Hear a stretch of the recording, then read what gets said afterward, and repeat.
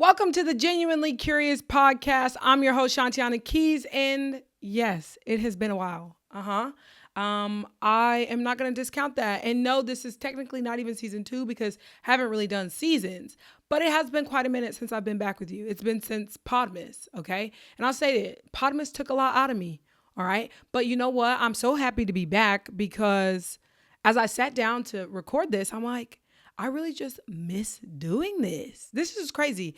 Like, I was trying to get some stuff together. If you're watching on the video, you see that I'm in a new space recording. And so I just was trying to get my ducks in a row, if you will. Get on my P's and Q's and kind of elevate the podcast. But I think that ultimately paralyzed me in a way. You know, I felt like certain things had to be ready before I came back. But listen, at the end of the day, I don't know that even enough people are watching this for it to matter in these current infant stages. Now, someday it will, and we will build to that. But until then, I'm just going to build it the way I know how. I'm going to set up my 2 cameras. I'm going to take my laptop and put my notes in it. I'm going to record myself, and I'm going to edit it. Okay? So until I can get someone else to do all of those things and do them better than I know how to do them, right? Because these are my own lights, my own cameras.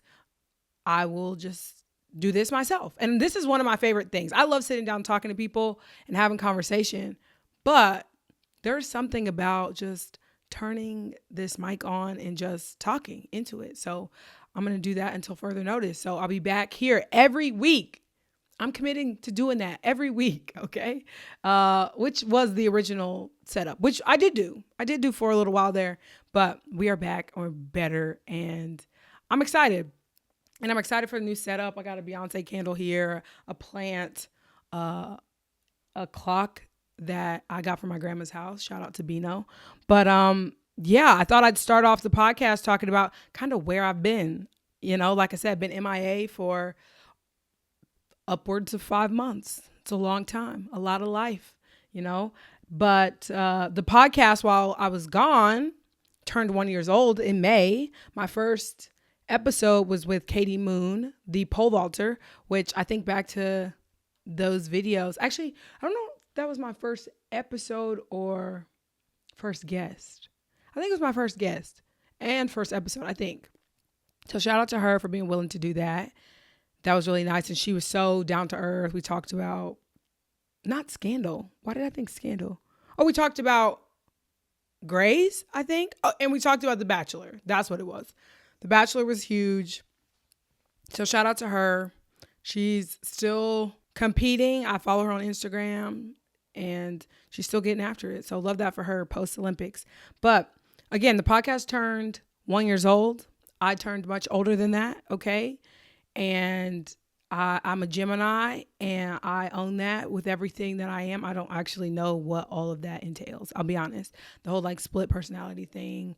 We get a lot of slander and I don't exactly appreciate that, but we get a lot of slander. But bottom line, I enjoy being a Gemini, and I just had another birthday. I did a bowling alley party with people I've known since high school and I loved it. Loved every second of it. I wanted to like go out and party, but then I realized like none of my friends are really down for the plot for that. And I'm the type of friend that's like down for the plot of all of that, but I would never do that like on a regular basis sort of situation. Like, one, I'm too old, but like even 10 years ago, that was not me. That was not the vibe. Okay.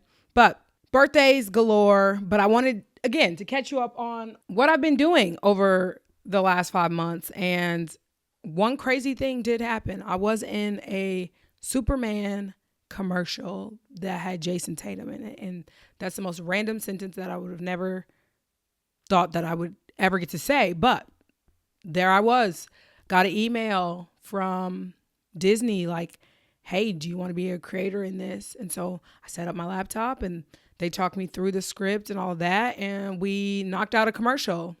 Crazy. And then I didn't even know when it was going to come out. And lo and behold, I get a text like, hey, I think I just saw you on ESPN. And sure enough, there I was. I didn't get to watch it live because it was on for about a week before it got pulled. But I was watching it live, and it was the same night he ended up tearing his Achilles. So that was quite unfortunate because it never saw the light of day after that. So not cool, but also like hate that for Jason Tatum because he was playing really well. I think he had 42 at the time in that game. And so you hate that for a player in general, but also meant that I didn't get paid the extra $2,000 to post said video. So that that in and of itself was quite unfortunate, but very cool experience. Again, my phone was blowing up over that week of like, wait, did I just see you? Like people really thought they were going crazy. Like genuinely thought they were going crazy. Like, did I just see you? I'm not sure. I Googled it. I'm not sure. And it was just hilarious to text people back like, hey, yeah, girl, had no idea. Had no idea this was going to happen. And so how could I warn you? You know what I mean?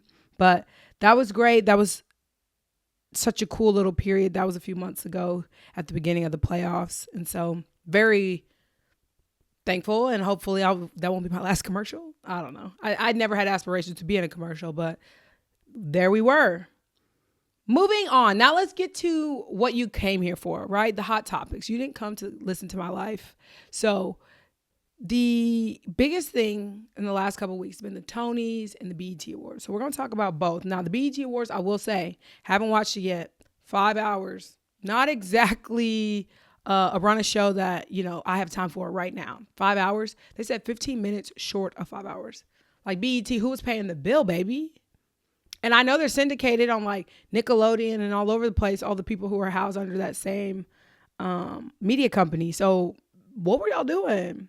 But I did hear it was phenomenal. I did hear that it was the best one in years. And, as I look back on old BET award performances for Beyoncé, I'm like, really? The BET Awards used to be where it was at? No lie. So let's start with the Tony Awards, okay? Notable moments. Audra McDonald really brought the house down, okay? I'm not a Broadway girly, but I'm on TikTok, and I knew about the drama between Patti LuPone. Well, I don't even want to say it's drama. Between Audra McDonald and Patti LuPone, like being shady in an article. So I was rooting for Audra, of course. Got to hold it down for the Black Queens. Oh my God, that sounded disgusting. But as a Black woman, hopefully that didn't come off as nasty as it came back in my head. But Audra McDonald, 6-time Tony winner. Okay. I had no idea about that. So I learned something new through this little situation. But she performed from the Broadway play she's in, Gypsy Rose. And she plays the role of Mama Rose. And so she killed this song. And so now on my algorithm, I keep seeing other people's rendition. Because apparently this is a long running, kind of staple Broadway play that gets revived or like new people move in and out of it throughout the years. And it's always some Broadway powerhouse. And this time it was Audra's. And it's the first time there's been a Black woman or family in this play. And so I had heard those things and I was excited for the performance. And I don't think a person could have performed better than what I saw her do. And again, not a theater kid, but like I know I can recognize good. I know I can do that. And so she was phenomenal. She ended up losing the award for Best Actress, which was unfortunate because it was Nicole Scherzinger. Pussycat Doll. Y'all know who I'm talking about. Pussycat Doll girl ended up winning. And I didn't even finish her performance, if I'm being honest. I was watching it and I was like, I mean, it's okay. But apparently Broadway community loved it. And good for her. But Audra McDonald likely was robbed. Again, I've never seen the play, never seen the musical, but from what I can tell, the theater kids are saying like, no, this was a robbery right in front of our faces. But other things that happened, the Hamilton 10-year reunion, which again, not a theater kid, but like was really enamored by Hamilton. The soundtrack, enamored when it came out during the pandemic and was on Disney Plus. Kind of opened the door to Broadway for a lot of kids and people who otherwise don't have money and access to go see those plays on Broadway or those musicals on Broadway. So it was very cool to see. There was a little bit of like, of course, Jasmine Jones and Anthony Ramos used to be engaged.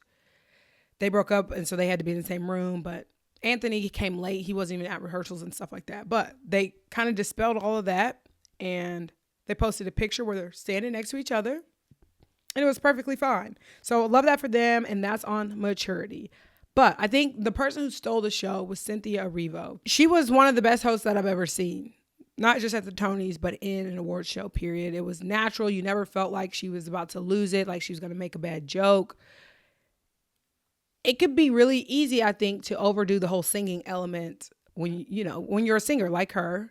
That's what she's known for. She's in freaking, Wicked has gone triple platinum this past year. So it could have been easy and very sticky for her to do the singing elements and the remixes and all that. But I thought she struck the perfect tone. Plus, in a room of theater kids, there probably couldn't be too much singing. But I would say, as an observer who's not a theater person, so well done, so well balanced. She did such a great job.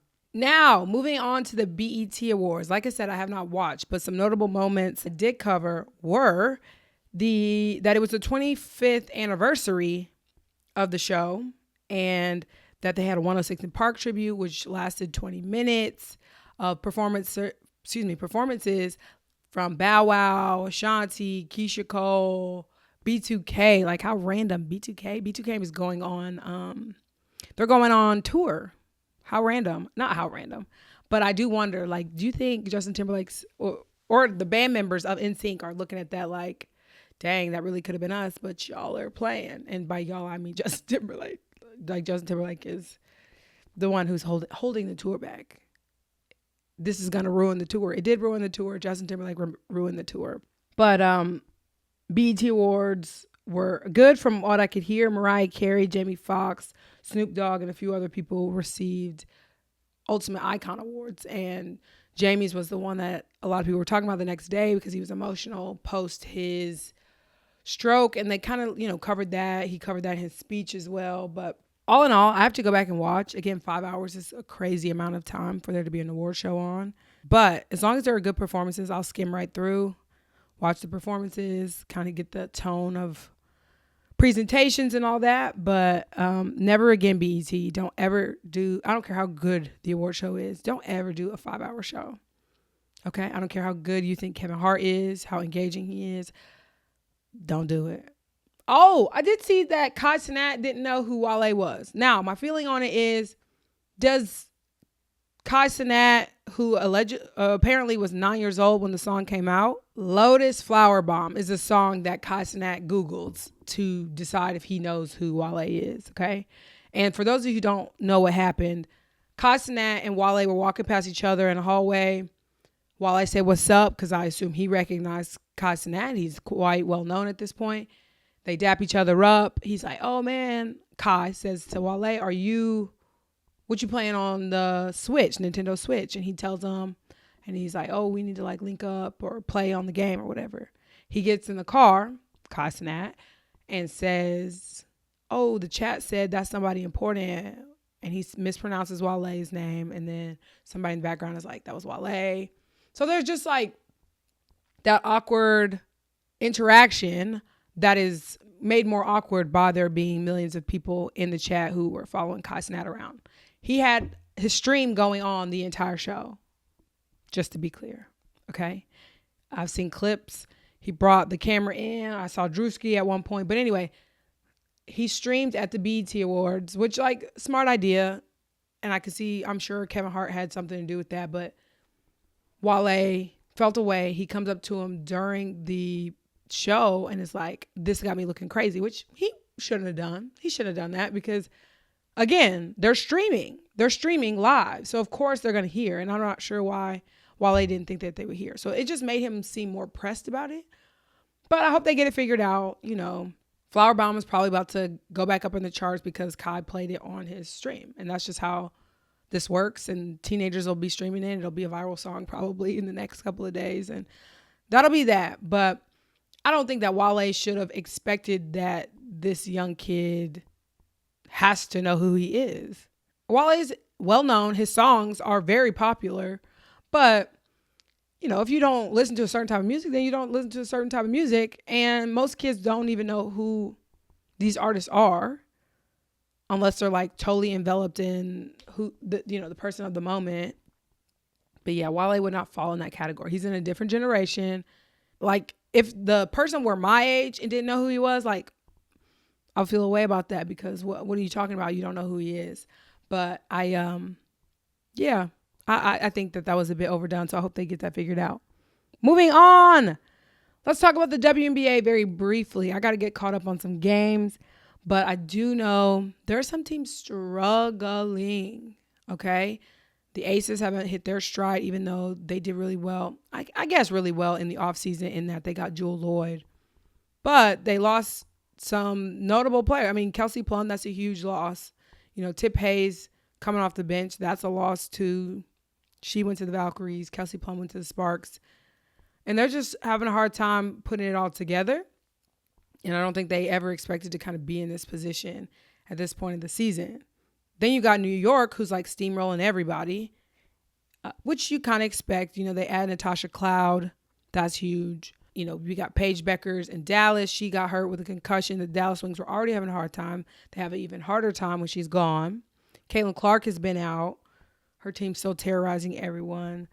Her fan base still terrorizing everyone, but I think she'll be back here in the next couple of weeks, and we'll at least get to see the basketball. Like, it's annoying to have to deal with the fan base, and she's not even playing, And I just think at least let's watch her ball out, Let's let her go for 20 and then have to deal with the fan base. You know what I'm saying? Yeah.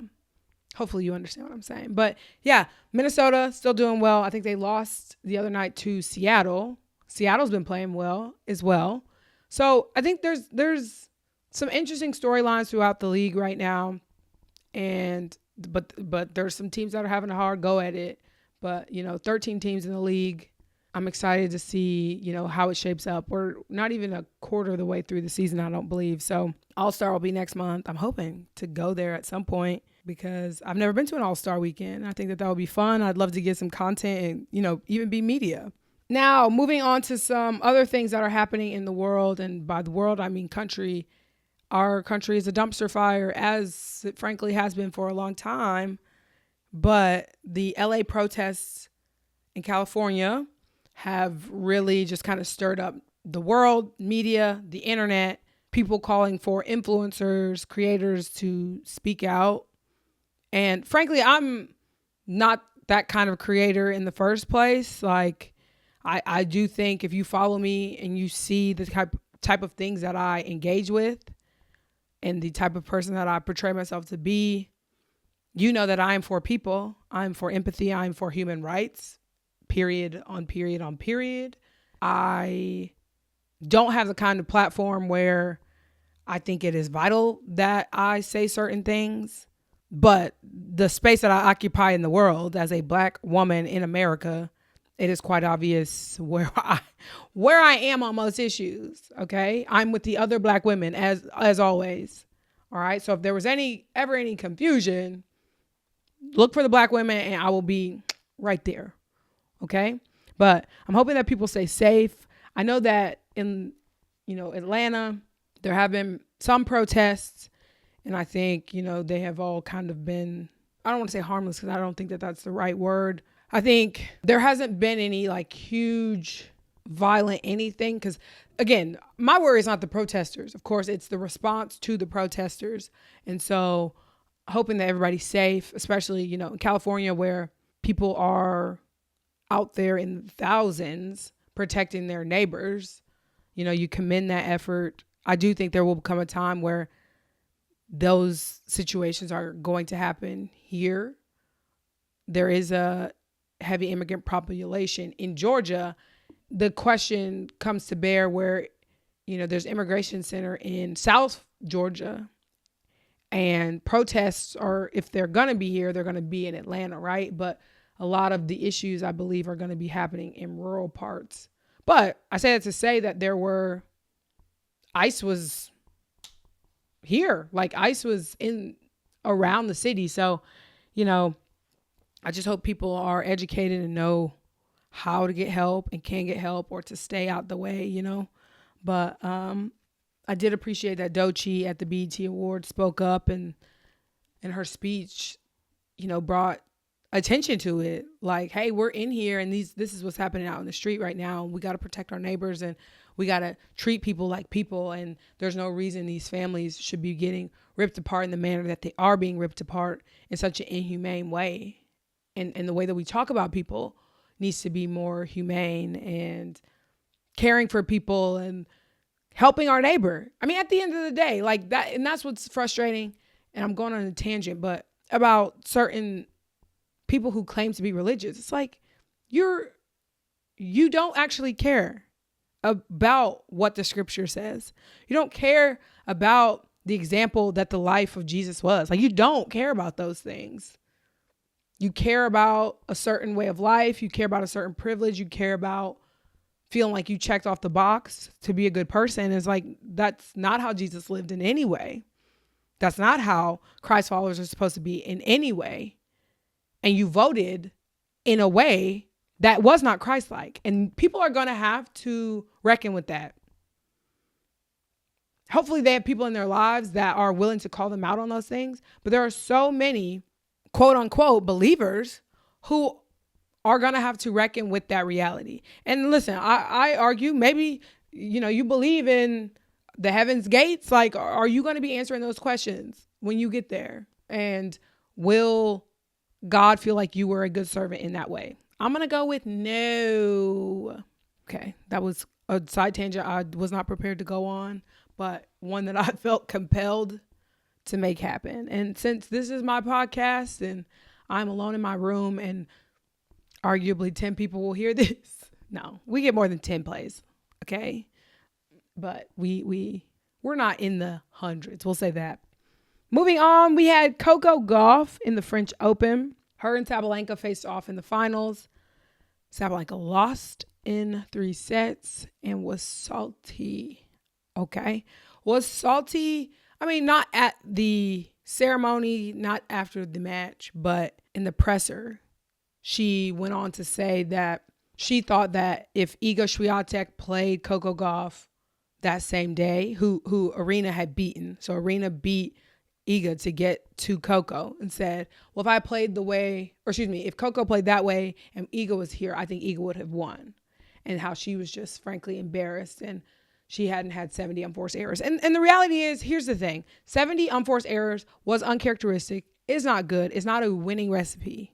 But you cannot say that Coco Gauff didn't have an impact on that. Though they're called unforced errors, it doesn't mean that your opponent has no impact on it. That's not how it works. So I thought it was just kind of an absurd thing for her to say. And of course, she came back and she had a statement on her page, because everybody has to come with an apology, of course. I said that to my sister. I'm like, girl, there will be an apology in less than 12 hours. Don't you worry. And lo and behold, there it was. I sent it to her, of course. So the statement says, yesterday was a tough one. Coco handled the conditions much better than I did and fully deserved the win. She was a better player yesterday, and I want to give her the credit she earned. You all know me. I'm always going to be honest and human in how I process these moments. I made over 70 unforced errors, so I can't pretend it was a great day for me. But both things can be true. I didn't play my best, and Coco stepped up and played with poise and purpose. She earned that title. Respect. Time to rest, learn, and come back stronger. And even in that, right? Like, even in that, she brings up the unforced errors. Like, girl, you could have shut your mouth still. You didn't even have to add that last part, right? Like, you could have kept it at, she earned the day, period. But instead, it's not a good day for me. 70 unforced errors. And you with this black background, white text on Instagram, sent your apology on your story. Boo. Okay. We could have kept that. And I typically like Arena. Like, she's right. She's like usually pretty matter of fact. She has a personality. She has fight. She has grit. She's been crazy in the past. You know what I mean? Like, I usually enjoy her, but this was too much. It was a bridge too far for me. And so, yeah, Team Coco from now on. Actually, I mean, I was Team Coco. Let's be for real. But yeah, didn't love that. Didn't love that. And don't be a sore loser. And that's for life, guys. Don't be a sore loser. Nobody likes a sore loser. And lastly, to wrap it up, let's talk about Beyoncé. First, I want to talk about how the Grammys have now changed categories to traditional country album. And then there's a contemporary country album. And I'm curious to see who is going to land in that contemporary space, because Like, who's considered more pop or more contemporary than others? And then who is traditional at this point? I mean, where would you put a Luke Bryan? Where would you put a Luke Combs? I guess maybe more traditional, right? But where do you put, like, is Chris Stapleton considered traditional? And I don't like to say his name out here, but Morgan Wallen certainly has to be in contemporary. No? Yeah, it's not really adding up for me. And so if your point is to keep Beyonce from winning, that's crazy, because if you thought Beyonce was about to enter again, you're crazy. She did her one and done, showed y'all that she does this, and then she got out. So who did you do that for? Make it make sense. Who did you do it for? And who is it going to harm now? Those are the questions that need answers. But I look forward to knowing what the difference is. Maybe they've already published it and I just didn't see it, but I look forward to seeing who would be sought in each category. And what I think they should do is currently say, based on these parameters, you currently fall here. Like Lainey Wilson. Is Lainey Wilson over here in traditional? And maybe a Kelsey Ballerini is in the contemporary? Is that how it will work? Does anybody with a more poppy sound go contemporary? I'll be very interested to see. But their argument is more opportunities for more people to win. But in reality, we all know what happened. People got upset that Beyonce won. That is the truth, right? Beyonce came, shook y'all up, took all of your awards this year, and you were like, can't let that happen again. Can't let another Black country queen come through and sweep our awards. That would be crazy. So, Grammys. Why give in to these people? Why? Moving on. I will be seeing Beyonce in July. There's been some notable moments already, but most notably, of course, Rumi, so cute. Her coming out on stage. She's had her moments where she's loved being out there, hasn't really loved being out there. Then she was also crying a couple nights ago. But all in all, very cute to see, Blue and Rumi and Beyonce together on stage. Precious, you can see Beyonce kind of always checking for her to make sure she's like, one, seeing what's going on, making sure her kid is okay. But like, girl, is she doing too much? I don't know. And then there's been fighting happening in London and Chicago. That's crazy. Like, what could you possibly need to fight about at Beyonce? Now, I did know one person did fight because somebody brought a stool to stand on. Who does that in the pit? Okay, I get the point. I'm sure they heard some things and they were like, I just need to make sure I can see the queen, because there were issues at the beginning of the tour. But come on. At a certain point, no, you cannot have your stool and stand up over people and block people. So that's why they got into a fight. And I'm not saying it was right, but I am saying, like, it's understandable. Yeah. The other fight that happened, so that was in London. The other fight that happened in Chicago, again, I'm not sure the details, but like I said it on TikTok, this is the one situation where if you was beefing at that wedding, why would you not be beefing at that wedding? Is not good advice. Okay. Shout out to Hazel London. Okay. That's not good advice, because if you was beefing at Beyonce, you should have waited till you got outside. If it was that deep, wait till you get outside, because Beyonce is literally in the background dancing, singing, carrying on. And these people are duking it out. There's just no way. There's no way I'm getting put out of a Beyonce concert because I had to rumble. Nope. Unless somebody puts their hands on me. I mean, I guess that's like a different thing. But like, even then, like, you paid over $700 at the very least to get into that show. Don't do it, babe. All right, as I wrap up, I want to let you know that I'm watching Love Island. So next week we will be chatting about that a little.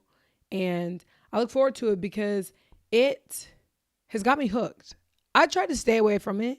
I thought it was kind of not up my alley. I'm a Bachelor reality show kind of girl. So I thought probably not my speed, but turns out it is exactly my speed.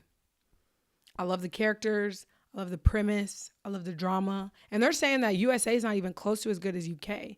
So I'm thinking about going back to watch that as well. But it does come on like most nights. Literally, I think 6 days a week, which That's a lot of TV. Not so much for me, but once they start to stack up on each other, like you don't want to be binge watching one season and then watching another. So I say all that to say I will be coming back with an interview. I don't know why it sounds like I'm sick. I'm not sick, y'all. There must just be something in there, lodged in there. But I'm so glad to be back. I hope you made it through the episode. There's so much going on. Obviously, this podcast, frankly, is my running stream of consciousness, which I've been writing that out on paper, doing morning pages because I'm reading a book. What is the book called? Those of you who know, you know. Okay, I'm doing morning pages. Okay, and so I'm getting all of my thoughts out in the morning, and it's a stream of consciousness, and it feels very much like this. This is more planned, of course. I've got bullets over here on this laptop here, but it does feel the same way because I can go off on a tangent and I just ramble, and y'all are still here.